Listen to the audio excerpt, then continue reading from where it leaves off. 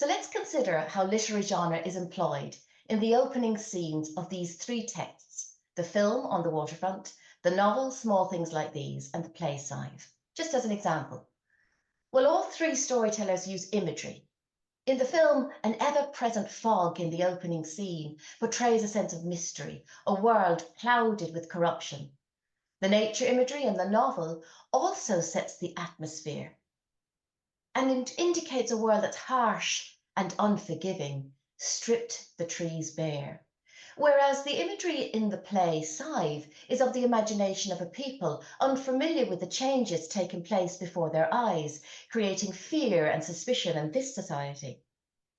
Elia Kazan, the director, uses symbols to convey aspects of his characters' personalities. Terry, the protagonist, is trapped, but has a natural instinct to be free. He's represented by the use of pigeons in this opening scene. The Hudson River is another symbol used to show the great divide in American society between the haves and the have-nots. The novel differs, preferring to rely on description to depict the harsh lives of the people in this community. Akin to this is John B. Keane's use of description to create character, when he has Thomasine Sean Rua say of Sean Dota, "He have the mouth half open when he do be talking of her." The film's use of mise-en-scene captures the cramped, dank spaces of the docks and surrounding bars. By filming on the actual docks of New Jersey, it guarantees gritty realism. In contrast, Keegan, to capture the pared-back and severe atmosphere and culture of the time, employs short, lucid sentences. "In October, there were yellow trees." In a style distinct from this, the play uses stage directions with meticulous detail to tell its story to its audience of the poverty of the people. The kitchen is poorly furnished with an open hearth on its left wall. The film has ready access to sound to add meaning. We hear the ship's whistles and chains clanking, adding authenticity to the setting, whilst the use of screams and thuds and tension adds to this thriller.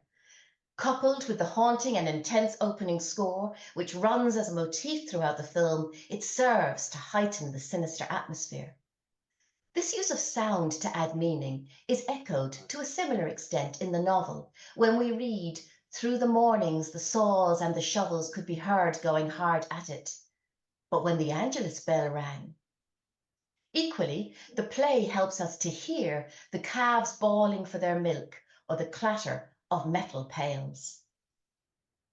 Further literary devices in the opening scenes employed by our storytellers include the director's use of the low camera angle, showing us the shadowy gunmen looming down upon us, and the close-up of Terry's face, revealing his vulnerability and his part in this criminal world.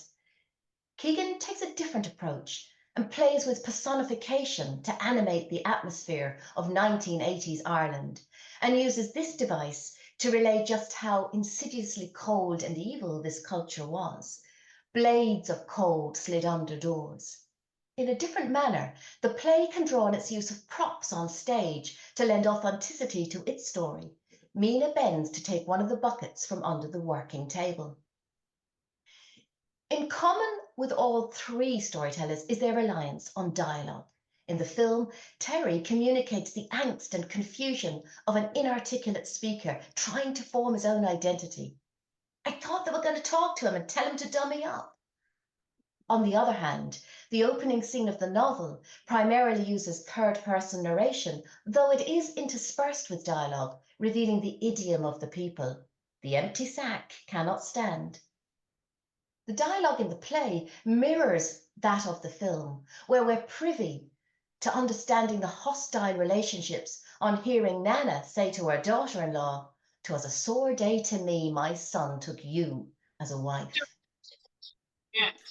When it comes to the SEC exam, there are an indeterminate number of questions that can be asked of our students.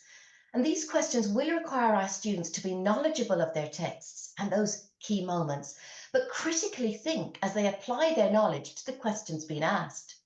Though the mode of literary genre asks our students to be aware of the shape of a text and how the story is told, the question will ask more of them, such as these questions that have appeared over the years. For instance, last year, they had to explain how the storyteller heightens or lessens your empathy, or indeed how the storytellers produce a riveting climax. So Anne-Marie now is going to step deeper into how to prepare our students to answer all parts of the question, whatever the mode they're answering within. Thanks, Elaine. Whether it's theme or issue, literary genre, general vision or viewpoint, or cultural context, there are three core elements in any Leaving Cert higher level question. We'll discuss the split question in more detail later, but in Part B and in the 70-mark question, students must juggle three components throughout.